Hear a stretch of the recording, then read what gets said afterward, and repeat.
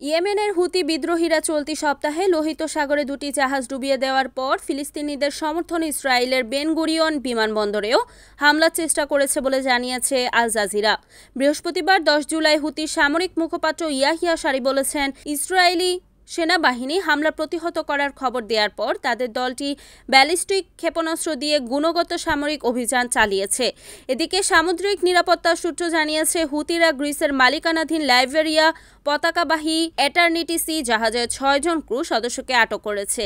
যে জাহাজটিতে গেল সোমবার হামলা চালানো হয়, এতে কমপক্ষে 4 নাবিক নিহত হন। লোহিত সাগরের টহলরত ইউরোপীয় ইউনিয়নের নো টাস্ক ফোর্স অ্যাসপাইডর্স জানিয়েছে, ইটার্নিটি সি জাহাজে মোট 25 জন আরোহী ছিলেন। মঙ্গলবার জাহাজটি ডুবে যাওয়ার পর 10 জন ক্রু সদস্যকে জীবিত উদ্ধার করা হয়েছে বলে জানা গেছে এবং 11 জন এখনও নিখোঁজ, যাদের মধ্যে 6 জন হুতিদের হাতে রয়েছে বলে ধারণা করা হচ্ছে।